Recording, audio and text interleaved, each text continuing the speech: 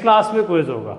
तो ये हमारा मेमोरी वाले सेक्शन में से क्विज नहीं हुआ था, वो नेक्स्ट क्लास में होगा, थर्सडे वाली अनाउंस्ड क्विज है। ठीक है, सब लोग मौजूद हों। ठीक है, आज हैं गांव से वापस चले गए हैं तो वापसी की गाड़ी भी चलती होगी। ठीक है, तो ये अब उनका प्रॉब्लम है, इट्स नॉट माय प्रॉब्लम। मैंने सबको मेरे से मशवरा लिया था उन्होंने। ठीक है, तो ठीक है जी, तो ये सबको कम्युनिकेट कर दें। जिसने क्विज देना है वो अगले नहीं अगली में होगा। ठीक है, इसमें नहीं होगा। ठीक है, इसमें हो गया तो फिर अगली में आप भी नहीं आएंगे। ठीक है, तो ये अनाउंस क्विज है। नेक्स्ट क्लास में जो हमने कैशेज वाला सेक्शन पढ़ा था, उससे जिस किस्म के एग्जाम्पल में पेपर में क्वेश्चन आए थे, उससे मिलता जुलता कोई ना कोई क्वेश्चन होगा। और it would be an easy quiz निस्बतन, लेकिन यह है कि नेक्स्ट क्लास में होगा इंशाल्लाह। हाँ जी, जो मेमोरीज और कैशेज वाला सेक्शन था ना, उससे हमने क्विज नहीं लिया था, वो पेपर को ड्यू थी, तो इस वजह से वहाँ से ले लेंगे। ओके, सो लास्ट जो हमने किया था उसमें एक छोटा सा टॉपिक रह गया था। अगर मैं तो ये बेसिकली हमने जो पिछले लेक्चर में किया था कि मल्टी लेवल कैशेज पढ़ी थी कि एक से ज़्यादा L1 L2 कैशेज अगर हो तो क्या होगा। Generally L1 L2 L3 3 level की कैशेज कॉमन है, 4 लेवल की भी होती हैं। और जब हम L1 L2 दोनों लगा रहे हो तो हमने ये कहा था कि L2 की मौजूदगी की वजह से L1 पे भी हम थोड़ा बहुत चेंज कर लेते हैं कि अच्छा यार L1 को थोड़ा छोटा और फास्ट कर लो क्योंकि L2 तो है पीछे। ठीक है, संभाल लेंगे। ठीक है, तो और फिर हमने पॉलिसीज पढ़ी थी, इंक्लूसिव वर्सेस एक्सक्लूसिव। क्या थी, याद है कुछ? इंक्लूसिव में हम जो डाटा टू पे लिखा होता है L1 में भी लिखा होता है। हाँ ठीक है, एक्सक्लूसिव में L1 पे डिफरेंट डाटा लिखा होता है, L2 पे डिफरेंट डिफरेंट डाटा नहीं लिखवाते, यानी दोनों में कॉपी नहीं रखते, एक से जब दूसरा मूव करते हैं तो उधर भी लाइन ले आते।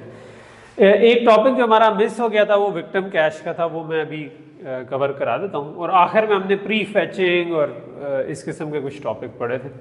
आज जो हम शुरू हो रहे हैं वो है एड्रेस ट्रांसलेशन और वर्चुअल मेमोरी। लेकिन उससे पहले मैं जो विक्टिम कैश की एक स्लाइड थी वो मैं आपको करवा दूँ। तो विक्टिम कैश जो है ना, ये मतलब हमने पढ़ा था एक चीज़, एक डायरेक्टली मैप कैश पढ़ी थी, एक सेट एसोसिएटिव कैश पढ़ी थी और एक फुली एसोसिएटिव कैश पढ़ी थी। डायरेक्टली मैप का ये फ़ायदा होता है कि एक तो हमें एक ही तरफ देखना होता है। ठीक है, तो हमें सिर्फ टैग चेक किया कि वो मिलता है कि नहीं मिलता, और बाकी जब सेट एसोसिएटिव है तो वैसी दो टैग्स की कैशे मानेंगी, तो आप दोनों की तरफ चेक करोगे तो आपकी यानी पावर कंजम्पशन भी बढ़ जाती है। तो उस केस को एक हल उसका लोगों ने ये भी निकाला हुआ कि वो विक्टिम कैश लगा लेते। विक्टिम कैश क्या होती है कि हमें मसला ये था कि आपकी जो डायरेक्टली मैप कैश है उसके अंदर जिस जगह पर चीज़ मैप हुई है कोई और कैश लाइन भी उधर ही मैप हो जाएगी। यही मसला था ना, जिसकी वजह से सेट एसोसिएटिव पे गए थे कि क्योंकि फिक्स जगह पे मैप है तो बहुत सारी चीज़ें एक ही जगह पे मैप होने का चांस था। तो उसके लिए हमने कहा था कि दो सेट बना देते हैं ताकि जिस एक जगह पे मैप हो रहे हैं वहाँ पे दो ऑप्शन आ जाए, या 4-वे सेट एसोसिएटिव हो तो जिस एक जगह पे मैप हो रहा है वहाँ पे 4 ऑप्शन आ जाए हमारे पास, तो हमारे पास कन्फ्लिक्ट मैसेज कम हो जाएंगे।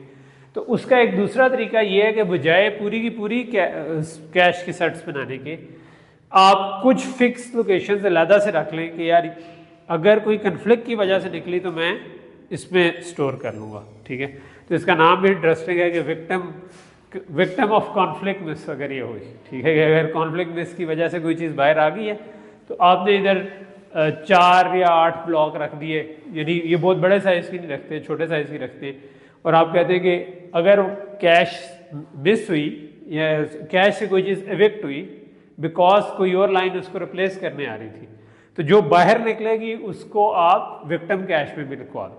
ठीक है, L2 में भी लिखवा दो, विक्टिम कैश में भी लिखवा दो। तो अगली दफ़ा अगर जब दोबारा आप हिट करने जाएंगे तो आप चेक L1 में भी करें और विक्टिम कैश में भी करें। हो सकता है कि L1 में मिल जाए, हो सकता है कि विक्टिम कैश में मिल जाए। तो विक्टिम कैश में मिल गई तो यहाँ से उठा लेंगे, L1 में मिल गई तो वहाँ से उठा लेंगे।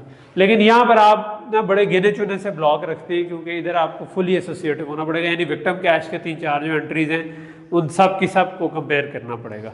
तो आप इधर वो एक छोटी सी ये वाली कैश बना दें। तो ये एक छोटा सा टॉपिक था जो हमारा रह गया था। अब हम असल में आ जाते हैं जो आज का इंटरेस्टिंग टॉपिक है, वो है एड्रेस ट्रांसलेशन। ठीक है, तो अभी तक जो हमने चीज़ कर ली थी वो कुछ इस किस्म की बनी कि जो ऊपर वाली हिस्सा है वो हमारा सिंपल जो 5 स्टेज पाइपलाइन थी, लेकिन नीचे अब हमने प्रोग्राम मेमोरी और डाटा मेमोरी के बजाय इंस्ट्रक्शन कैश और डाटा कैश लगा दी थी। और हमने कहा था कि अगर कैश मिस होगी तो मेमोरी कंट्रोलर को जाएंगे जो कि नीचे मेमोरी को एक्सेस करके हमें डाटा रिटर्न कर देगा। उतनी देर हम कंप्यूटर को रोक के रखेंगे और कहते हैं जब वापस आ जाएगा डाटा तो हम उसको रीस्टार्ट करवा देंगे। तो अभी तक का हमारा प्रोसेसर की अंडरस्टैंडिंग यहाँ तक पहुँच चुकी है कि जिसमें पाइपलाइन प्रोसेसर भी है लेकिन उसके साथ कैशेस भी लग चुकी है। ठीक है, ये शुरू के डिज़ाइन थे, इनको बात करता हम बेयर मशीन भी कहते हैं कि यह बिल्कुल इस पर एक वक्त में एक प्रोग्राम चल सकता है। ठीक है, एक प्रोग्राम चल रहा है, जैसे बीच में वो रुकेगा तो कैश मिस होगी, रुकेगा फिर दोबारा चलेगा, तो इस तरीके से चल रहा होगा। सो जो शुरू की मशीन थी ना वो यही काम ही करती थी कि एक प्रोग्राम चलता था और कहते हैं कि जो प्रोग्राम था उसको पूरी की पूरी मेमोरी की एक्सेस होती थी और वो जिधर मर्जी लिखवाया जिधर मर्जी पढ़े। ठीक है, कुछ अरसे बाद ना थोड़ा ये जो सब रूटीन लाइब्रेरीज पॉपुलर होना शुरू की कि लोगों ने कुछ प्रोग्राम लिख के रख लिए जो कि बार बार इस्तेमाल हो सकते थे। तो फंक्शन कॉल्स जो थी वो आप बहुत सारे फंक्शन एक लाइब्रेरी में बिल्ड करके रख लें और उनको यूज़ कर लें। अभी भी आप लोग यूज़ करते हैं, आप हैश इंक्लूड आयो स्ट्रीम करते हैं तो जो आई डोंट नो आप लोगों ने C++ भी नहीं पढ़ी वैसे, लेकिन कहते हाँ आइडिया है, यानी प्रिंट एफ या सी इन सी आउट करने के लिए आप उनको यूज़ कर लेते हैं, या मैथ लाइब्रेरी इंक्लूड करके आप स्क्वायर रूट पावर इस किस्म के काम कर लेते हैं। तो इस तरह से डिफरेंट लाइब्रेरीज जो कि डिफरेंट तरह के काम कर रही है, मैथ वाली मैथ्स के काम कर रही होगी, आईओ स्ट्रीम वाली जो है इनपुट आउटपुट के काम कर रही होगी, एफ स्ट्रीम जो है वो फाइल इनपुट आउटपुट का काम कर रही होगी। तो इस किस्म के कॉम्बिनेशन लोगों ने बनाना शुरू कर दिया। ठीक है, इधर इधर आज तवज्जो आपकी इधर उधर बढ़ी है बड़ा सोचो में गुम हो यार। हाँ कुछ ठीक, तुम्हारा तो इंशाल्लाह कुछ अच्छा हो जाएगा, तुम्हें क्या मसला है। ठीक है, ओके। सो जब वो आना शुरू हो गए तो कह लो कि आपका क्या होता था कि आप लाइब्रेरी भी लोड की हुई है और प्रोग्राम भी लोड किया हुआ है, और ये आप जब डिफरेंट सेक्शन में लोड करना है तो लिंकर या लोडर जो है ना वो प्रोग्राम क्या करता था कि लाइब्रेरी मॉड्यूल जिस जगह पे मेमोरी पर लोड हुआ है एड्रेसेस को उसके हिसाब से चेंज कर देता था। फ़र्क क्या पड़ता है कि मैंने अगर कोई फंक्शन कॉल की है, ठीक है, तो अब लिंकर या लोडर जो बाय डिफ़ॉल्ट लाइब्रेरी लिखी हुई है वो ये अज्यूम कर रही है कि वो ज़ीरो एड्रेस पे पड़ी हुई है, लेकिन अगर ज़ीरो एड्रेस से मेरा प्रोग्राम चल रहा है तो ये किसी और जगह पड़ी हुई है। तो इसका मतलब है मैंने जो भी फंक्शन कॉल करनी है उसमें जिस जगह पे ये पड़ी है वो मुझे ऐड करने की ज़रूरत है। ठीक है, मिसाल के तौर पर वो एड्रेस जो है 1 मिलियन पे पड़ी है तो उसका मतलब 1 मिलियन मुझे ऐड करना है इन हर एड्रेस। तो लिंकर या लोडर जो है ना वो लोड करते हुए ये काम कर लेता था कि वो रीलोकेशन इन्फॉर्मेशन को फिल कर लिया कहाँ पर लोकेट होनी है। ठीक, although basically operating system point of view से आजकल के दौर में लिंकर और लोडर दो अलग चीज़ें।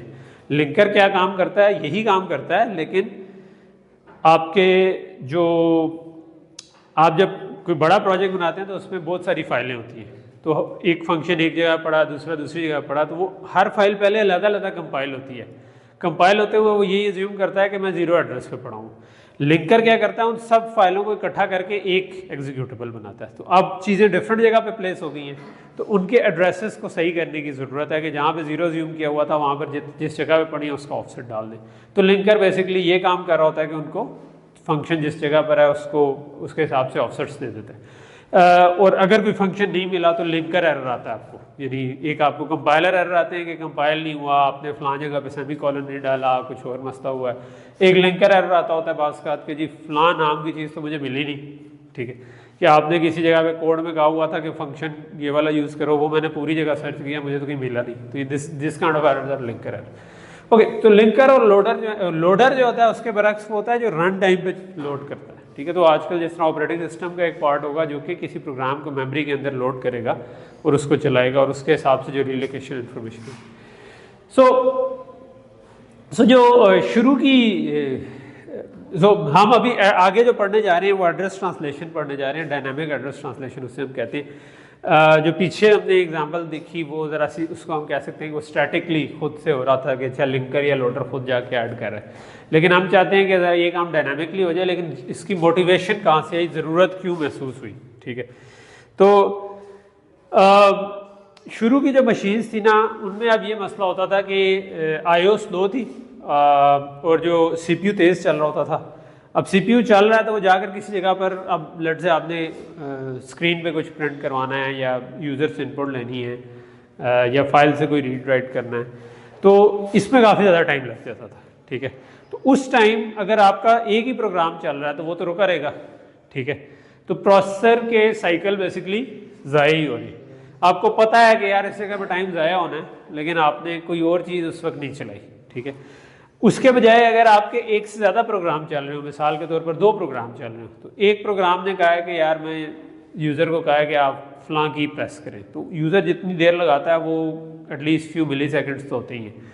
उस मिली सेकेंड में कोई दूसरा प्रोग्राम जो है ना वो अपनी बहुत सारी कैलकुलेशन कर सकता है। ठीक है, उसके लिए ये मिलियंस ऑफ साइकिल्स हैं, तो आपका उतनी देर में आप कोई और प्रोग्राम स्केड्यूल कर सकते हैं कि जो प्रोग्राम चले, और जैसे ही आपके पास यूज़र की आ जाए तो आप उसके बाद दोबारा पहले वाले प्रोग्राम को चला लें। ठीक है, तो यहाँ से वो मल्टी प्रोग्रामिंग और आईओ डिवाइसेस डीएम में होता है कि आप ये ऑफलोड ही कर देते हैं कि यार यहाँ से यहाँ तक डाटा ट्रांसफ़र करो, प्रोसेसर का टाइम नहीं ज़ाया होता, डीएम में खुद मेमोरी की एक जगह से डाटा उठा के दूसरी जगह पर लिखवा देता है, और उसके बाद वो क्या करता है, वो एक इंटरप्ट दे देता है। ठीक है, तो यहाँ से मोटिवेशन आती है कि आईओ पे अगर टाइम ज़्यादा हो रहा है तो आप काइंड ऑफ डीएम में लगा लें, इंटरप्ट बेस्ड स्कीम बना लें। ठीक, फिर दूसरा ये है कि हम लोकेशन इंडिपेंडेंट प्रोग्राम चाहते हैं। ठीक है, कि हम चाहते हैं कि प्रोग्राम जो मेरा है वो किसी भी जगह पर लोड हो सके मेमोरी में। ठीक है, ताकि एक से ज़्यादा प्रोग्राम चल रहे होंगे तो लेट से पहला प्रोग्राम आया वो आपने 0 जगह पर लिखवा दिया, वहाँ से चलना शुरू हो गया, इतनी देर में दूसरा प्रोग्राम को भी आपने, तो अभी मैं टास्क मैनेजर खोलूँ तो कोई 25-30 प्रोग्राम चल रहे हों, तो ये सारे के सारे मेमोरी में डिफरेंट जगह पर लोडेड है। ठीक है, तो जिस जगह पर ये लोडेड है मैं चाहता हूँ कि वो डिफरेंट जगहों को सपोर्ट कर सकें हम किसी तरह। ठीक है, तो इसका मतलब है कि हमें कोई रजिस्टर होना चाहिए जिसको हम बता सकें कि इस जगह पर लोड करना है, तो उसको हम अमूमन कहते हैं बेस रजिस्टर, कि यार प्रोग्राम स्टार्ट कहाँ से हो रहा है, उसको हम कहते हैं बेस रजिस्टर। सेकेंडली हम ये भी चाहते हैं कि जो डिफरेंट प्रोग्राम है वो एक दूसरे से प्रोटेक्टेड हो, यानी ये ना हो कि मेरे प्रोग्राम में कोई बग हो और वो कहे फलां एड्रेस पे जाओ, वो असल में कोई और प्रोग्राम हो। ठीक है, तो मेरे कोड की वजह से कोई और प्रोग्राम क्रैश हो जाए। ठीक है, चलो मेरा प्रोग्राम तो क्रैश होता है बग की वजह से, ये तो एक चीज़ है ना कि मैंने कोई डिवाइड बाय 0 कर दिया, कुछ और कर दिया, प्रोग्राम क्रैश हो गया। ठीक है, लेकिन ये तो नहीं होना चाहिए कि मेरा प्रोग्राम चल रहा है और वो किसी और प्रोग्राम को भी क्रैश कर रहा है। ठीक है, तो इसका मतलब है कि मुझे एक तो बेस एड्रेस चाहिए कि यार यहाँ से स्टार्ट हो रहा है मेरा प्रोग्राम, लेकिन मुझे ये भी चेक चाहिए कि प्रोग्राम ख़त्म कहाँ पर हो रहा है, उससे बाहर निकलने की कोशिश करे कोई तो वहाँ पर मैं उसको ना जाने दूँ, और वहाँ पर कोई प्रोटेक्शन फॉल्ट टाइप की चीज़, कोई इंटरप्ट जनरेट कर दूँ, एक्सेप्शन जनरेट कर दूँ बेसिकली।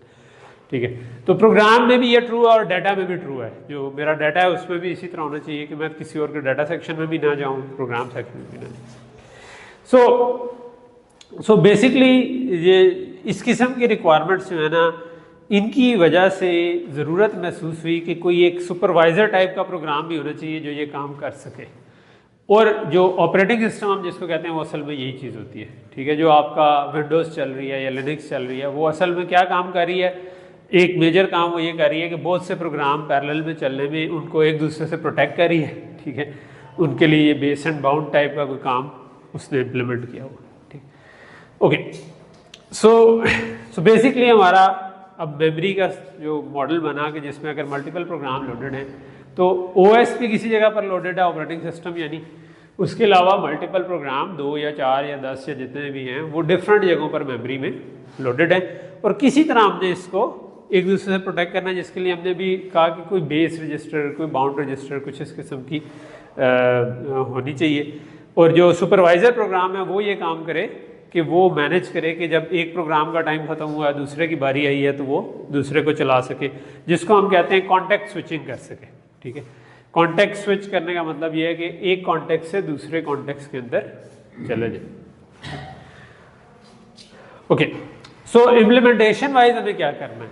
ठीक है, तो ये अब इतना कोई ज़्यादा वो चीज़ ऐड करने की हमें कोई ज़रूरत नहीं पड़ी, बल्कि हमने सिंपल क्या किया कि एक बेस रजिस्टर डाल दिया और एक बाउंड रजिस्टर डाल दिया। ठीक, हमने कहा कि यार ये हमारा जो भी मेमोरी का सेगमेंट है जिसको हम किसी भी जगह लोड करना चाहते हैं, तो जिस जगह लोड करना चाहते हैं अगर उस जगह का हम स्टार्टिंग एड्रेस बेस रजिस्टर में लिखते हैं और साथ कहते हैं हमारा प्रोग्राम लेट से लेता था 10 किलोबाइट। ठीक है, तो अब हम ये चाहेंगे कि वो 10 किलोबाइट से बाहर ना जाए। ठीक है, तो हम बाउंड रजिस्टर में लिख देंगे 10 किलोबाइट। तो अब क्या होगा कि जब भी कोई एड्रेस आएगा तो एड्रेस इसी तरह होगा जो जीरो के हिसाब से लिखा हुआ है। उस एड्रेस को अब हमने जाके असल प्रोग्राम को चेंज नहीं किया, बल्कि हमने इसके अंदर सपोर्ट डाल दी कि ये खुद ब खुद उसमें ऐड कर देगा कि किस जगह पे वो लोडेड है। तो खुद ब खुद उसके हिसाब से सारे पॉइंटर जो अपडेट हो जाएंगे, आपको सॉफ्टवेयर में कोई चेंज नहीं करनी पड़ी, बल्कि वो पॉइंटर ऑटोमेटिकली, क्योंकि हार्डवेयर में हमने एडर लगा दिया है, वो सबको ऐड करके खुद ब खुद नया एड्रेस जनरेट कर। तो ये जो सिंपल नीचे वाला एडर है इसका काम क्या है कि सिंपल ये काम करो कि अगर प्रोग्राम 0 के बजाय 1 मेगा की लोकेशन पे पड़ा हुआ है तो बेस रजिस्टर में 1 मेगा लिखवा दो, तो अब एड्रेस 0 1 मेगा बन जाएगा, एड्रेस 1 जो होगा वो 1 मेगा प्लस 1 बन जाएगा, एड्रेस 2 1 मेगा प्लस 2 बन जाएगा। तो सिंपल सा ये काम होगा। और बाउंड रजिस्टर का काम ये है कि अगर वो प्रोग्राम 1 किलोबाइट लेता था स्पेस या 10 किलोबाइट लेता था तो आपने उधर 10 किलोबाइट लिखवा दिया, तो एड्रेस आया, अगर एड्रेस कभी भी 10 किलोबाइट से बड़ा हुआ तो वो उधर ही कह देगा कि नहीं है तो तुम बाहर निकलो भाई, तुम्हारी तो स्पेस इतनी थी। ठीक है, तो उस पर वो बाउंड वायलेशन निकालेगा। बाउंड वायलेशन को हम बोलते हैं प्रोटेक्शन फॉल्ट। ठीक है, कभी चलते चलते आपको वो एरर मैसेज पॉप हुआ होगा विंडोज़ में कि this program has performed an illegal operation, और इसने फलां एड्रेस को एक्सेस करने की कोशिश की, तो वो बेसिकली बाउंड चेक फेल हुआ है। ठीक है, तो इलीगल ऑपरेशन मल्टीपल हो सकते हैं, यानी डिवाइड बाय 0 भी हो सकता है, कोई और चीज़ भी हो सकती है। जब हमने इंटरप्ट पढ़े तो हमने कहा था ना कि हर जगह पे अलग-अलग एक्सेप्शन आएगी, उसमें से जो मेमोरी वाली जगह पे एक्सेप्शन आ सकती हैं वो पेज फॉल्ट या प्रोटेक्शन फॉल्ट आती है। तो प्रोटेक्शन फॉल्ट जो है वो ये वाली चीज़ है। पेज फॉल्ट में अभी थोड़ी सी देर में आपको बताऊंगा कि क्या होता है। सो यहाँ तक चीज़ समझ आ गई कि प्रोटेक्शन चेक किया है, तो आपने एक नीचे एडर एक लगाया, ऊपर सिंपल कंपैरेटर लगाया कि आप उसके अंदर अंदर हैं, तो चीज़ ठीक चलना चाहिए। ये काम आपको बेसिकली अच्छा, ये जो बेस और बाउंड रजिस्टर हैं ये आम प्रोग्राम को नज़र नहीं आएंगे, ये सिर्फ और सिर्फ जो सुपरवाइजर प्रोग्राम है यानी कि जो ऑपरेटिंग सिस्टम है वो इनको एक्सेस कर सकेगा, क्योंकि आम प्रोग्राम तो अपनी तरफ से 0 एड्रेस पे चल रहा है। ठीक है, तो ऑपरेटिंग सिस्टम जो है वो ट्रूली 0 पे चल रहा होगा। ठीक है, और वो क्या करेगा, वो एक अनट्रांसलेटेड मोड में जिसमें आप ये डिसेबल कर सकेंगे, ये ऐड हो सकते हो, वो इन रजिस्टर्स को भी एक्सेस कर सकता होगा कि अच्छा जाके मैं इन रजिस्टर्स को भी लिखवा सकूं और इन पे भी रीड, बल्कि अनट्रांसलेटेड मोड तो नहीं चाहिए, बेसिकली रजिस्टर एक्सेस चाहिए। सो इसका मतलब है हमारे प्रोसेसर में कुछ रजिस्टर, एक तो हमने रेज फाइल बनाई थी, उसके अलावा उसके अंदर एक प्रोग्राम काउंटर था। ठीक है, उसी तरह आप बेस एंड बाउंड रजिस्टर भी आ गए, और ये वाले जो बेस एंड बाउंड रजिस्टर हैं ये हर प्रोग्राम को एक्सेसिबल नहीं है, ये कुछ खास प्रोग्राम को एक्सेसिबल हैं। तो हमारी कोई इंस्ट्रक्शन होगी इनको एक्सेस करने की, लेकिन वो इंस्ट्रक्शन जो है वो तभी चल सकती होगी जब सुपरवाइजर मोड में हो, यानी कि ऑपरेटिंग सिस्टम वो चला सकता होगा, तो वो इनको अपडेट कर देता होगा। तो जब भी उसने एक प्रोग्राम से दूसरे प्रोग्राम पे जाना है तो वो एक काम उसको ये करना है कि दूसरे प्रोग्राम का स्टार्टिंग एड्रेस और दूसरे प्रोग्राम का बाउंड इसके अंदर लिखवाना है। ये तो आज बहुत ही यार कुछ ख्यालों में, बिल्कुल लेक्चर पे तवज्जो नहीं, कभी इधर कभी उधर, क्या हो गया यार, क्या रोग लग गया तुमको भाई?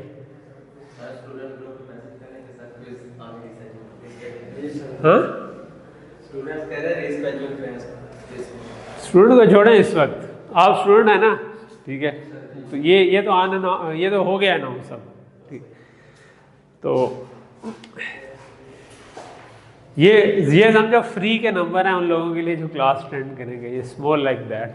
ठीक है, उसी में से, हाँ हाँ उसके कहते हैं, उसमें से भी आसान सा सवाल, तो फ्री के नंबर हैं आप लोगों के लिए।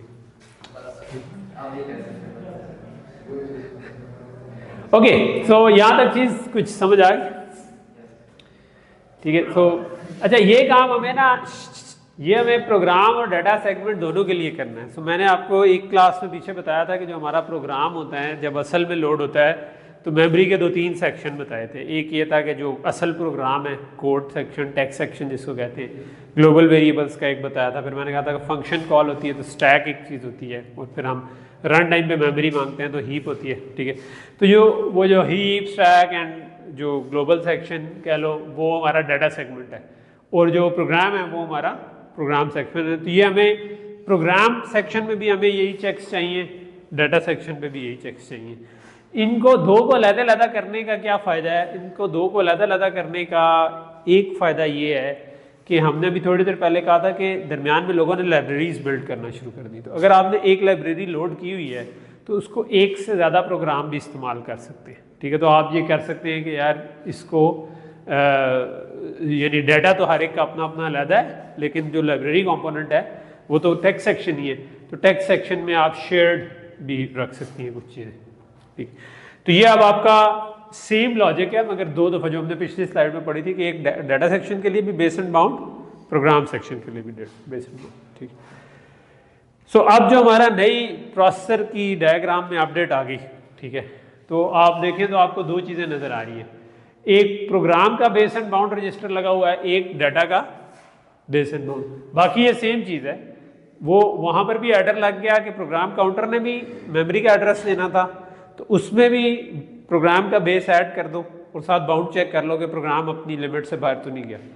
इसी तरह दूसरा मेमोरी एक्सेस हम लोड वर्ड, स्टोर वर्ड, इस किस्म के ऑपरेशंस में करते थे, तो हमने डाटा कैश के साथ भी बेस एड्रेस ऐड कर दिया। तो इससे क्या होगा, सिर्फ इस base and bound scheme add करने से हम इस काबिल हो गए हैं कि हम, अगर हमारे पास एक कोई सुपरवाइज़र प्रोग्राम हो यानी कि ऑपरेटिंग सिस्टम टाइप का, तो वो ये मैनेज कर सकता है कि कोई एक प्रोग्राम चलाए, फिर थोड़ी देर बाद दूसरा प्रोग्राम चलाए, तो एक से ज़्यादा प्रोग्राम्स को मल्टीटास्क कर सकते हैं। उसने अपने पास हर एक के स्टार्टिंग एड्रेस मैनेज किए हो कि यार ये वाला प्रोग्राम मैं इस जगह पर लोड करूँगा तो उसका बेस एड्रेस ये है। जब भी चेंज करना होगा वो क्या करेगा, बेस एंड बाउंड रजिस्टर्स को चेंज करेगा, पीसी की जिस वैल्यू पे रोका हुआ था वो वाली वापस लिखवाएगा, उसे कहेगा चलो जी शुरू हो जाओ, ठीक है।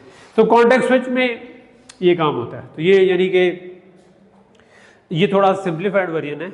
ओवरऑल अगर आप अगर ऑपरेटिंग सिस्टम में और आपने दो प्रोग्राम चलाने, लेट से पावर पॉइंट भी चल रहा है और आपने पीछे VS कोड भी खोला हुआ है, ठीक है। तो जब आपने कॉन्टेक्स्ट स्विच कराना होगा, यानी कि आप पावर पॉइंट का टाइम खत्म हुआ और VS कोड का टाइम आया, जो 1 सेकंड में कई दफ़ा और होगा, ठीक है। तो आप क्या करेंगे, आप चलते हुए प्रोग्राम को कहेंगे भाई तू 1 मिनट रुक जा, ठीक है। वो रुकेगा, आप उसको एक टाइमर इंटरप्ट भेजेंगे कि भाई तुम्हारा ये टाइम ख़त्म हो गया, वो जिस जगह पर उसका प्रोग्राम काउंटर था वो सेव हो जाएगा, ठीक है। साथ आप बेसिकली रेज फाइल का कंटेंट भी सेव कर लेंगे कि जब मैंने ये वाला प्रोग्राम रोका था उस वक्त रजिस्टर फाइल में क्या क्या पड़ा हुआ था। साथ आपने प्रोग्राम काउंटर सेव किया ये, और बेस एंड बाउंड आपके पास पहले से सेव हैं उस प्रोग्राम के, ये आपने सेव करके साइड पे रख दिए। आपने जो पहले कोई और प्रोग्राम रोका हुआ था उसके रेज फाइल के कंटेंट भी अपने पास रखे हुए थे, आपने वो रिज्यूम कर दिए रेज फाइल में। प्रोग्राम तो पहले ही मेमोरी में पड़ा ही हुआ था, उसके बेस एंड बाउंड आपने सेव किए हुए थे, वो आपने इधर लिखवा दिए। प्रोग्राम काउंटर पे वहाँ पर वो वाला प्रोग्राम काउंटर लोड कर लिया कि जब रोका था तो जिस जगह पे प्रोग्राम काउंटर था वो वाला, ठीक है। तो प्रोग्राम काउंटर को कहा कि चल भी स्टार्ट हो जा, ठीक है। तो वहाँ से प्रोग्राम काउंटर चलना स्टार्ट हो गया, तो जहाँ पर प्रोग्राम रुका था वहीं से दोबारा चलना। इट्स जस्ट लाइक के प्रोग्राम को पता भी नहीं चला कि सब कुछ पॉज हो गया था अचानक टाइम उसके लिए, और उतनी देर में कुछ और चलता रहा। तो this is called multi programming. तो असल में यही हो रहा होता है जनरली। अब मल्टी कोर है तो 2 कोर्स में भी चल रहा होता है, लेकिन अगर सिंगल कोर चल रही हो तो बेसिकली एग्जैक्टली यही काम हो रहा होता है कि आपका एक प्रोग्राम चलता है, थोड़ी देर बाद एक कॉन्टेक्स्ट स्विच होता है जिसमें आप ये सारे काम करते हैं, और उसके बाद दूसरे प्रोग्राम का कॉन्टेक्स्ट लोड करते हैं, और ये काम जो है सुपरवाइजर प्रोग्राम यानी कि ऑपरेटिंग सिस्टम कर रहा होता है, ठीक है। दोनों ही आप जो है ना, मेरा बार बार तवज्जो जाती है, एक नीचे मुंह करके वैसे बैठा हुआ है, क्या चक्कर है यार। मतलब हमारे प्रोग्राम में प्रोसेसर में अहम फीचर ऐड हो रहे हैं, आप जो है कहते हैं रोज़ा लगवा के बैठे हुए हैं कि यार अच्छा क्या वो 8 पैरा रोज़ा तो नहीं रख लिया ना, सैरी शहरी की थी, हाँ नहीं की, नींद आई हुई है। अच्छा, नींद मेरी बातों से आई है या उससे पहले से आ रही थी? पहले से ही आ रही थी। अच्छा कोई बात नहीं, चले ओके। समहाउ जो ये अगेन ये वो वाला सेक्शन है, ये वाली जब डायग्राम में आती है ना जिसमें अच्छा मेरी दिमाग की बत्ती जलना शुरू हो जाती है कि वाह इस तरह से चीज़ें असल में हो रही होंगी, ठीक है। स्पेशली जो ये वाली जो है आपकी समझ बुझना शुरू हो गई है, ठीक है। तो ये उल्टा चल रहा है, यानी कि जब जो वो दिमाग की बत्ती जल जाती है ना कि वो असल में प्रोग्राम इस तरह चल रहा था, अब इधर मेरे दिमाग की बत्ती जल रही है, वो असल में मल्टीटास्किंग इस तरह होती है, ठीक है। आपका है कि ओ सर ने क्विज अनाउंस कर दिया, ठीक है। तो एनीवे छोड़ दे यार, कोई बात नहीं, बाद में कर ली। एक तो सीआर जो है वो साथ साथ तुम क्या हाँ नहीं, तो आपका देखो आप क्लास रिप्रेजेंटेटिव होने का ये मतलब नहीं होता कि जो आपका टाइम है वो भी आपने उनको बेच दिया है, कि आप जो लेक्चर सुन रहे थे उस वक्त आपने हर एक को रिस्पॉन्ड करना है। इसको साइड में रखें और डोंट थिंक अबाउट इट, ठीक है। ये दिस इज देयर हेडेक के क्यों गए हैं।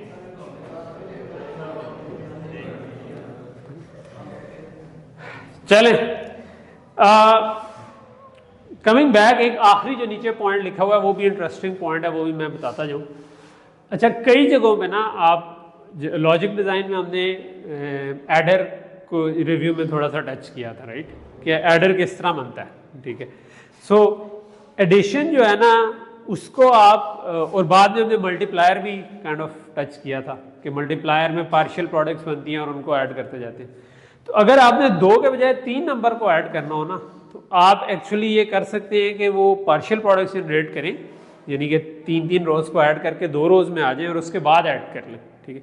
तो यहाँ पर क्योंकि एक एडर हमारा लगा हुआ ये भी, और एक हमने एड्रेस जनरेट करते हुए ये किया हुआ था कि बेस प्लस ऑफसेट ऐड करते थे, ठीक है। तो बेस में जो ऑफसेट ऐड करते थे, लोड वर्ड में हमने कहा था ना कि एक इमीडिएट वैल्यू आ रही है, वो इमीडिएट वैल्यू जो है वो रजिस्टर की वैल्यू में ऐड होनी है। तो हम इन दोनों चीज़ों को कंबाइन करके सिंगल भी बना सकते हैं कि जो एक्चुअली 3 नंबर को ऐड करता हो, बेस और ऑफसेट जो लोड वर्ड वाली है प्लस बेस रजिस्टर ये वाला। तो उसमें ये अब जब आप एक्चुअल में प्रोसेसर बनाने जाते हैं तो आप एक एक चीज़ को निचोड़ते हैं क्योंकि आप चाहते हैं कि आपने मैक्सिमम परफॉर्मेंस ले सके। तो आप बिल्कुल अगर छोटा मोटा काम कर रहे हैं तो आप बना लेंगे इस तरह, लेकिन जब आप एक्चुअल में जाएंगे तो आप कहेंगे कि जहाँ से जो बचत हो सकती है मैं वो करूँ, क्योंकि ये चीज़ आप एक्सपेक्ट कर रहे होते हैं कि इसकी मिलियंस ऑफ कॉपीज़ बनेगी, ठीक है। तो जब मिलियंस ऑफ कॉपीज़ बनेगी तो हर सेविंग जो है ना वो मल्टीप्लाइड में मिलियन हो जाती है। तो आप कोशिश करते हैं कि हर चीज़ को छोटा कर सकें। तो एक चीज़ ये भी आप इसमें कर सकते हैं। ओके, तो ये तो आप समझ आ गई कि तो ये पिछले 15-20 मिनट में हमने अपने प्रोसेसर के अंदर, बल्कि 35 मिनट में, ठीक है, हमने अपने प्रोसेसर के अंदर एक अहम चीज़ ऐड कर दी जिसको हम कहते हैं कि एक से ज़्यादा प्रोग्राम एक वक्त में चला सके। सो देखा जाए तो स्टार्ट हुआ तो हमने सिंपल प्रोग्राम चलाने की कोशिश की थी, फिर फास्ट करने के लिए पाइपलाइन कर दी थी, फिर हमने मेमोरी बड़ी करने के लिए कैशेस लगा दी थी, और फिर हमने अब ये काम किया कि एक से ज़्यादा प्रोग्राम अगर हमने चलाने हो तो वो कैसे चल सकेंगे, ठीक। ओके, अच्छा, इस स्कीम से जो एक से ज़्यादा प्रोग्राम चलाने वाली स्कीम है, इसके अंदर एक प्रॉब्लम है जिसको हम कहते हैं फ्रेगमेंटेशन का। तो वो मैं समझाना, तो हमारी पूरी कहानी इसी तरह चलती है कि हम एक चीज़ ऐड करते हैं तो उससे कोई पाइपलाइनिंग ऐड की थी तो हैज़र्ड्स आ गए थे, ठीक है। तो इसी तरह जब हमने base and bound scheme add किया तो हमारे पास फ्रेगमेंटेशन का एक प्रॉब्लम आ गया। तो फ्रेगमेंटेशन का सिंपल प्रॉब्लम जो है ना वो इस एग्जांपल से समझ आ जाए। सो लेट्स से कि जॉब 1 मीन्स कि एक आपका प्रोग्राम चल रहा है, दूसरा प्रोग्राम चल रहा है। एक प्रोग्राम ने आपसे ऑपरेटिंग सिस्टम को कहा कि मुझे 32 KB मेमोरी दो, ऑपरेटिंग सिस्टम ने उसको 32 KB मेमोरी दे दी। दूसरे ने कहा कि मुझे 24 किलोबाइट मेमोरी दे दो, 24 किलोबाइट मेमोरी दे दी। अभी 72 किलोबाइट लेट से बाकी की खाली है लेट से। तीसरी जॉब आई, उसने कहा मुझे 64 किलोबाइट मेमोरी दे दो, हमने उसको 64 किलोबाइट मेमोरी दे दी। इतने में जो सेकंड जॉब थी वो कंप्लीट होगी, वो प्रोग्राम जो था एग्जिट कर गया। तो अब वो ऊपर 24 किलोबाइट जो है वो फ्री होगी। तो ये ग्रे जो वाइट वाला हिस्सा है ये हमारा फ्री है, 24 किलोबाइट और 8 किलोबाइट। अब एक और जॉब आई, उसने कहा कि मुझे 32 किलोबाइट मेमोरी दे दो। अब मसला ये है कि हमारे पास कोई इकट्ठा 32 किलोबाइट का चंक मौजूद नहीं। हालांकि हमारे पास 32 किलोबाइट हैं, 24 किलोबाइट ऊपर हैं, 8 किलोबाइट नीचे हैं, दोनों को ऐड करें तो 32 किलोबाइट बनते हैं। लेकिन ये सब के सब एक जगह पे इकट्ठे नहीं है, बेस एंड बाउंड स्कीम में हमें चाहिए होते हैं इकट्ठे, ठीक है। तो अगर बहुत सारे प्रोग्राम थोड़ी देर चलते रहे तो थोड़ी देर में मेमोरी के फ्रैगमेंट्स खाली होंगे, लेकिन कंटिगुअस एक जगह खाली नहीं होगी। शुरू में पूरी मेमोरी खाली थी तो उस वक्त तो इकट्ठे चंक्स खाली थे, तो थोड़ी देर बाद ये वाले अलग अलग चंक्स खाली होंगे। अच्छा, अब उसका हल क्या है? उसका एक हल ये है कि जॉब 3 पूरी को सबको रोका जाए, जॉब 3 का पूरा चंक उठा के ऊपर मूव किया जाए, ठीक है, और नीचे जगह इकट्ठी खाली की जाए और फिर उसको जगह दी जाए। तो इसका मतलब है कि आप मूवी देख रहे थे, अचानक से मूवी स्लो हो गई क्योंकि पीछे से ऑपरेटिंग सिस्टम ने तीसरी जॉब के लिए जगह बनानी थी, तो वो उसने आपका मीडिया प्लेयर की पूरी मेमोरी को उठा के इधर से उधर लेके जाना है, तो ये तो आप नहीं चाहेंगे, ठीक है। सो ये वाला काम कर सकते होते हैं। ये जो हमारे ज़माने में डिस्क पे अक्सर हमें करना पड़ता था, डिस्क पे ये तो मेमोरी के अंदर हो रहा है ना, लेकिन यही काम डिस्क पे भी होता है कि जब आप फाइलें लिखवाते जाते हैं तो कुछ फाइलें डिलीट करते हैं, कुछ नहीं लिखवाते हैं, तो डिस्क फ्रैगमेंट हो जाती है कि डिस्क में कुछ चंक्स खाली होते हैं, डिस्क की जगह ख़त्म हो जाती है। तो फिर एक यूटिलिटी होती थी, अभी आजकल भी होती होगी, आई डोंट नो, ऑटोमेटिकली शायद कर रहा हो, तो हमारे ज़माने में तो एक्सप्लिसिटली हमें रन करना पड़ता था कि वो डिस्क को डिफ्रैगमेंट करो। वो डिफ्रैगमेंट करता था तो सबको इकट्ठा कर देता, तो आखिर में जगह खाली मिल जाती थी, तो कोई और डाटा भी लिखवा सकते। आजकल क्योंकि डिस्क जो है वो बड़े साइजेस की हो गई हैं, तो जनरली ये मसला कम फ्रीक्वेंटली आता है, लेकिन मेमोरी में तो ये विजिबल है। तो इस चीज़ को हम कहते हैं फ्रैगमेंटेशन, ठीक है। इसको ऊपर आपने साथ पढ़े होगा कि एक्सटर्नल फ्रैगमेंटेशन, ठीक है। तो फ्रैगमेंटेशन की दो किस्में, एक इंटरनल फ्रैगमेंटेशन और एक्सटर्नल फ्रैगमेंटेशन। तो ये कहलाती है कि प्रोग्राम के बाहर जो जगह है वो फ्रैगमेंट होगी। इंटरनल फ्रैगमेंटेशन होती है कि इस प्रोग्राम के अंदर आप पूरी जगह यूज़ नहीं कर सकते। तो हम जो इसका सोल्यूशन अभी करेंगे वो इंटरनल फ्रैगमेंटेशन पैदा कर देगा, लेकिन वो ज़रा कम सीरियस मसला है, ठीक है। तो यहाँ तक चीज़ समझ आ गई।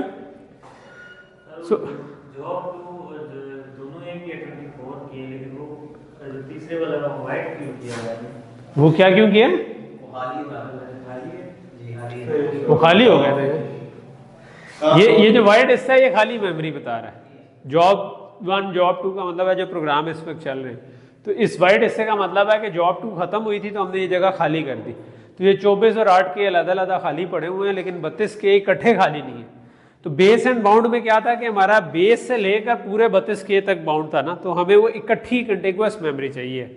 ये नहीं है कि अलग-अलग चंक्स में हम नहीं चला सकते उसको, तो इस वजह से हम इसको चला नहीं सकते। तो ये थोड़ी देर में तो ये हो गई, जब आपके बहुत से प्रोग्राम चलेंगे कि फ्रेगमेंटेशन पैदा हो जाएगी। तो अब इसका हल क्या करें? इसका जो हल है ये तो अभी कहते हैं 4 हैं, तो बहुत ज़्यादा हो तो और भी ज़्यादा होगा। तो इसका हल कहलाता है पेज्ड मेमोरी सिस्टम, ठीक है। उसमें हम क्या करते हैं कि हम मेमोरी को फिक्स साइज के चंक्स में तोड़ देते हैं, जिनको हम कहते हैं पेज, ठीक है। जो मतलब आजकल जो बल्कि काफ़ी अरसे से जो एक कॉमन नंबर यूज़ हो रहा है उसके लिए वो है 4 किलोबाइट का पेज, ठीक है। 12 बिट का एड्रेस होता है एक पेज का, तो वो यानी पेज के अंदर का, तो 12 बिट आप यूज़ कर लेते हैं फॉर जस्ट लाइक हमने वो इंडेक्स और ब्लॉक ऑफसेट निकाले थे ना, उस तरह इधर अब आप मेमोरी के पहले हमने कैश लाइन के हिसाब से बात की थी, अब हम पूरी मेमोरी को थोड़े बड़े चंक्स में, जो कि कैश लाइन वाले नहीं लेकिन बड़े वाले हैं, उसमें तोड़ देते हैं कि यार ये पेजेस हैं, ठीक है। और हर पेज जो है ना वो लेट से 4 किलोबाइट का है, ठीक है। तो दरमियान में हम एक बना देते हैं पेज टेबल, ठीक है। पेज टेबल का क्या काम है कि वो मैपिंग करेगा कि जो भी मेरा एड्रेस आ रहा है मैं उसको उस पेज पे मैप करूँगा, ठीक है। तो फॉर एग्जांपल मेरा प्रोग्राम है, उसको चाहिए थी लेट से 12 किलोबाइट या 13 किलोबाइट की मेमोरी चाहिए थी, ठीक है। लेट्स अज्यूम 4 किलोबाइट का एक पेज था और मुझे 13 किलोबाइट चाहिए थी। तो अगर इसका मतलब है कि मुझे कितने पेज चाहिए? अगर 13 किलोबाइट मुझे चाहिए मेरे प्रोग्राम को और 4 किलोबाइट का एक पेज था, तो बेसिकली मुझे 4 चाहिए होंगे। चौथा वाला पूरे का पूरा इस्तेमाल नहीं हो रहा होगा, लेकिन यह है कि मुझे चाहिए 4 ही, क्योंकि 4 1 पे 4 मिल जाएगी, 2 पे 8 मिल जाएगी, 3 पे 12 हो जाएगी, 4 पे 16 हो जाएगी। तो मैं 16 किलोबाइट 13 के बजाय इस्तेमाल करूँगा, लेकिन मिल जाएगी, ठीक है। ये जो 16 किलोबाइट है ना 13 के बजाय इस्तेमाल करना, इसको हम कहते हैं इंटरनल फ्रैगमेंटेशन, कि प्रोग्राम को जो चाहिए था उसका कुछ हिस्सा इस्तेमाल नहीं हो रहा क्योंकि आपने पेज वाले साइज के चंक्स में तोड़।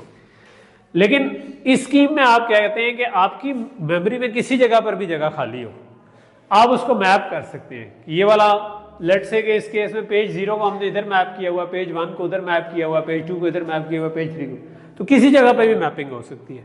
तो पेज टेबल के अंदर आपने सिर्फ मैपिंग बताई हुई है कि वो जो 0 नंबर वाला है ना, उसका असल में क्या मेमोरी के अंदर उसका नंबर कौन सा है, ठीक है।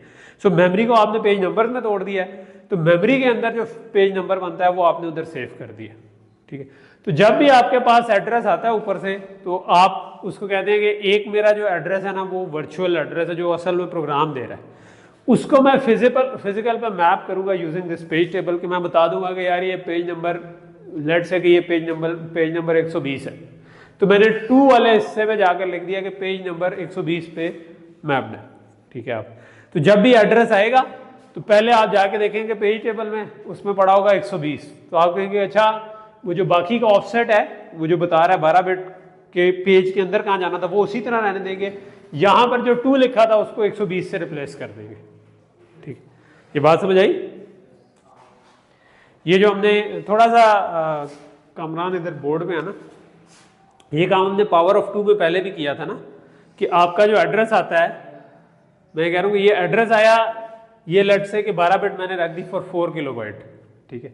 तो ये जो 12 बिट है ना, ये बता रही है कि पेज नंबर कौन सा है, और ये बता रहा है कि ऑफसेट उसके अंदर क्या है। तो ये जो मेरी मेमोरी थी, इसको मैंने लेट से के पेजेस में तोड़ दिया।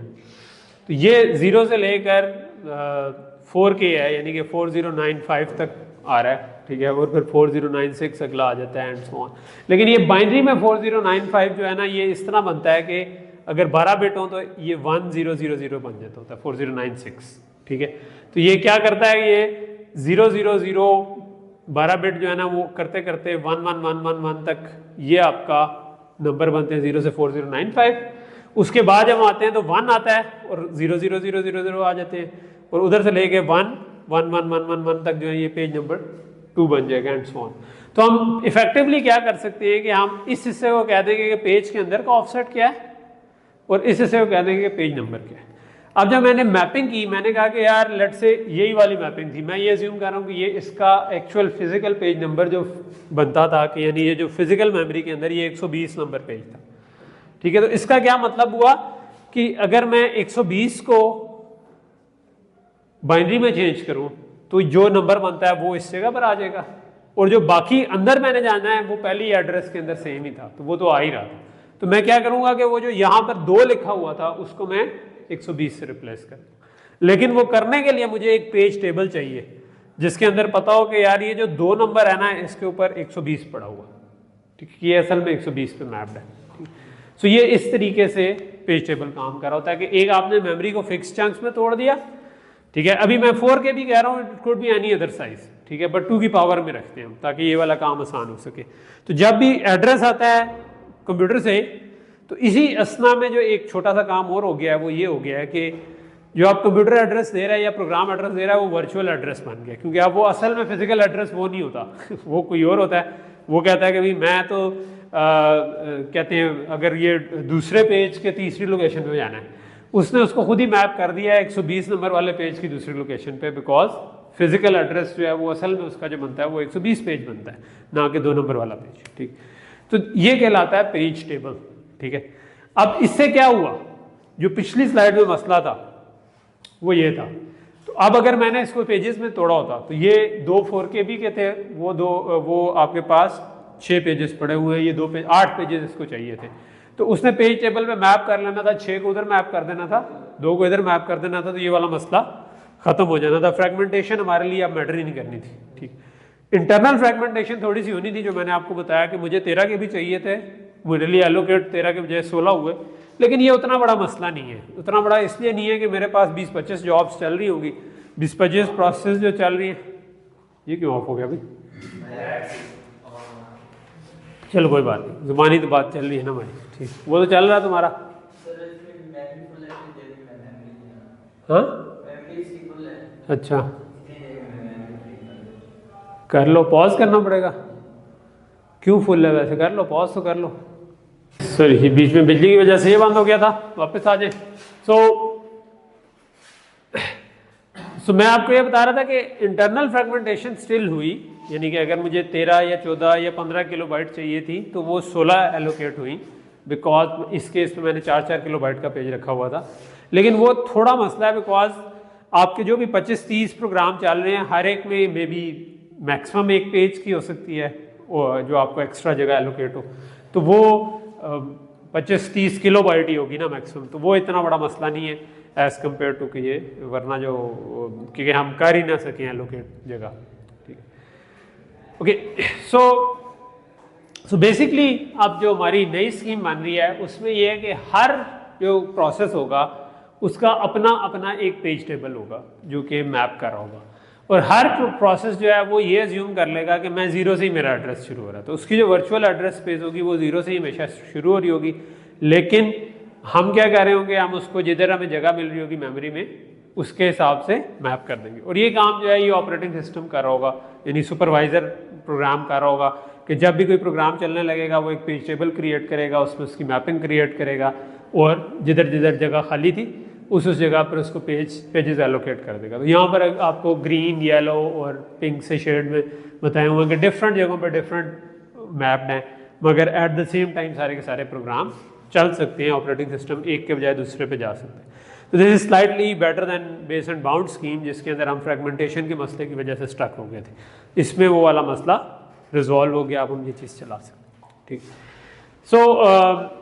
सो ऑपरेटिंग सिस्टम क्या करता है कि अपने पास अब उसे किसी तरह मैनेज करना है, तो आप लोग लेटर ऑन ऑपरेटिंग सिस्टम का कोर्स पढ़ेंगे तो उसमें आप देखेंगे कि वो टिपिकली एक फ्री लिस्ट मेंटेन कर रहा होता है अपने पास कि कौन कौन से पेजेस फ्री हैं, और उसके अपने एल्गोरिदम है, क्लॉक एल्गोरिदम होता है कि वो एक तरफ से जो देखता जाता है जहाँ जहाँ पे फ्री हो उसके हिसाब से एलोकेट करता जाता है, लेकिन वो ऑपरेटिंग सिस्टम का टॉपिक है तो वो आप उसमें देखेंगे।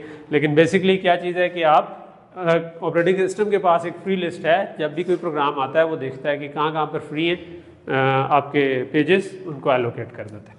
ठीक है, सो प्रोसेस जो है वो रन टाइम पे ग्रो एंड श्रिंक कर सकती है। जब भी पेज कोई ऑपरेटिंग सिस्टम को कहेगा मुझे मज़ीद जगह चाहिए, ऑपरेटिंग सिस्टम और पेजेस एलोकेट करेगा, उसको दे देगा। ठीक है, इंटरनल फ्रेगमेंटेशन हमने डिस्कस कर लिया है कि कहते हैं, और ये भी बता दिया कि ये उससे ये उतना बड़ा इशू नहीं है। ठीक है, लेकिन इसकी वजह से बात का जो लास्ट लाइन है ये शायद इंपॉर्टेंट है कि बहुत से लोग ये कहते हैं कि बड़े पेज भी सपोर्ट करने चाहिए, 4K भी बहुत छोटा साइज़ है, लेकिन बड़े पेज सपोर्ट अगर आप जितना बड़ा करते जाएंगे तो इंटरनल फ्रेगमेंटेशन उतना बड़ा मसला बनता जाएगा, क्योंकि फिर हर प्रोग्राम में उतनी जगह ज़ाया होना शुरू हो जाए। प्रैक्टिकली अमूमन आप दोनों की सपोर्ट भी रख देते हैं। ठीक है, कि आप छोटे पेजेस की सपोर्ट भी रख देते हैं लेकिन कुछ बड़े पेजेस की सपोर्ट भी डाल देते हैं। ठीक है, कि आपका ऑपरेटिंग सिस्टम अलाउ करता है कि आपने अगर लेट से कि आपको 4KB से बड़ा कंटिग्यूअस चंक चाहिए तो वो इकट्ठा स्पेस रख के भी कुछ पेज मैनेज कर रहा होता है। सी में कैलक एक फंक्शन होता है जो कंटिग्यूअस मेमोरी एलोकेशन के लिए होता है, मैलक यूज होता है सिंपल मेमोरी एलोकेशन के लिए, जो कि बाज़ केसेस में चाहिए होती है, स्पेशली रियल टाइम एप्लीकेशंस में आपको कि आपका बफर आ रहा है, स्ट्रीम बफर आ रहा है जिसके अंदर आपकी वीडियो है, कोई और चीज़ है, तो वो आप जो नीचे से DM में लिखवा रहा होता है वो कई दफ़ा वो फिजिकल एड्रेस पे लिखवा रहा है। ओके, सो पेज टेबल खुद कहाँ है, अब सवाल पैदा होता है। तो पेज टेबल खुद भी मेमोरी में पड़ा हुआ है, तो इसका मतलब है कि जो आपने जब भी कोई लोड वर्ड या स्टोर वर्ड करना है तो आप सबसे पहले आप पेज मेमोरी में जाएंगे, उधर से निकालेंगे कि मैप किस जगह पे हुआ है, उससे फिर आप असल लोकेशन पर जाएंगे। ठीक है, तो अब ये हमारा कह लें कि दो मसले पैदा हो गए। एक ये कि स्लो हो गया एक्सेस, कि आपने मेमोरी एक्सेस जो एक करनी थी वो एक के बजाय 2 स्टेप में हो गई। दूसरा ये हो गया कि पेज टेबल का अपना साइज भी डिपेंड करता है कि वो भी काफ़ी बड़ा हो सकता है पोटेंशियली। ठीक है, सो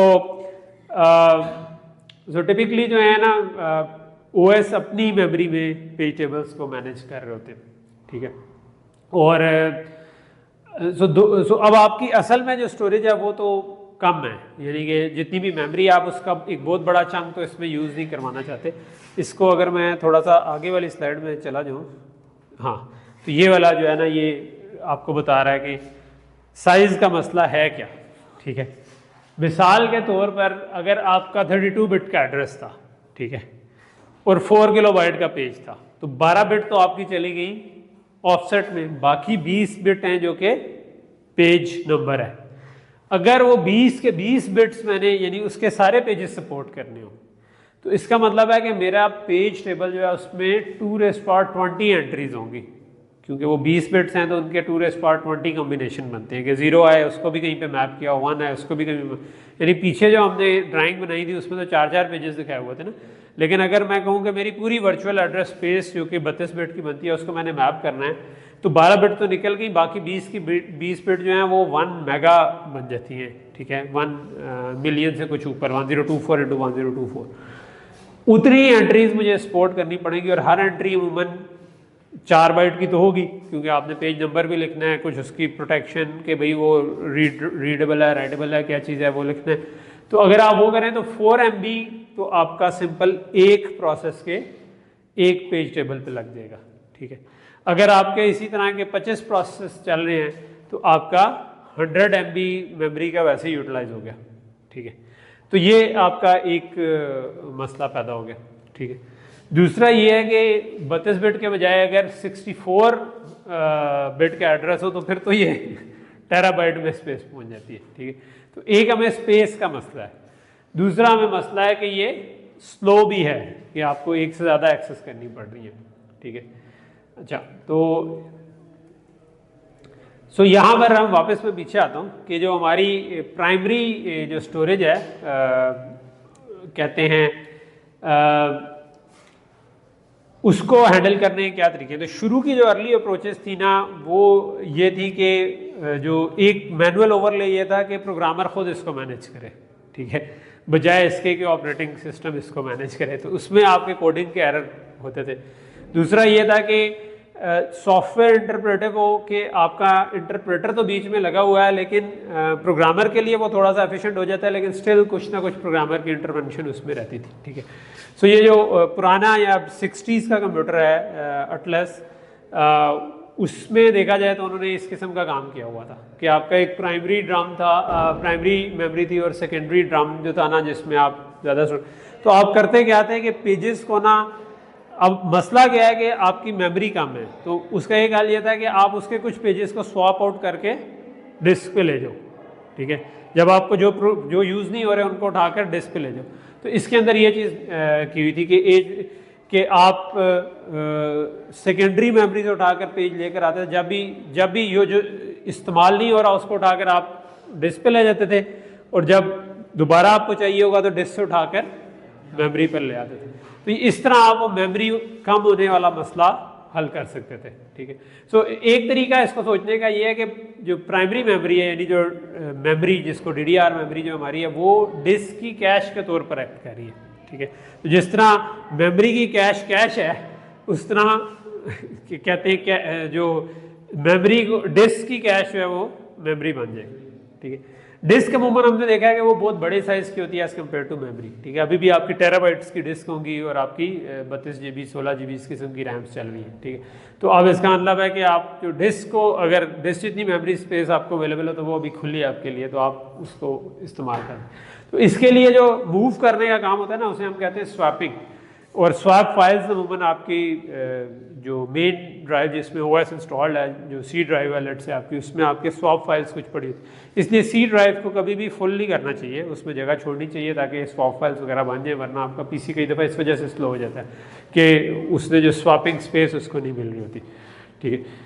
तो बेसिकली ये काम है। तो ये कहते हैं, ये तो खैर एटलस का डिज़ाइन है कि जिसके अंदर कुछ आपका सिस्टम कोड था जो कि रॉम्स में पड़ा होता था, फिर उन्होंने क्या किया हुआ था कि जो मेन मेमोरी है उसको एक्सेस करने में आपको 1.4 माइक्रो सेकेंड के करीब लगते थे, इसमें 32 पेजेस थे, और जो इसके बाद ड्रम था जिसमें 192 पेजेस हैं, लेकिन उसके बाद टेप डिस्क भी थी। तो टेप जो है वो होता था पुरानी जिस तरह केस्टें होती है ना उस किस्म की, तो वो सिक्वेंशियल मेमोरी होती है, उसमें 88 सेकंड्स पर वर्ड लग जाता था, ठीक। तो जब आपका एड्रेस आता था तो आप चेक कर लेते थे, यहाँ पर आपने ये एक तरह का पेज टेबल सा रखा हुआ है कि यार किधर पड़ा हुआ है ये, अगर वो इसी के अंदर मैप हुआ है मेन मेमोरी में तो ठीक है, डिस्क पे हुआ है तो फिर आपको डिस्क से फैच करके लाना पड़ेगा, ठीक। तो ये वाला काम होगा। अच्छा, ये तो हमारा टाइम तकरीबन ख़त्म हो गया। अच्छा चलो ठीक है, यहाँ पर हम रोकते हैं।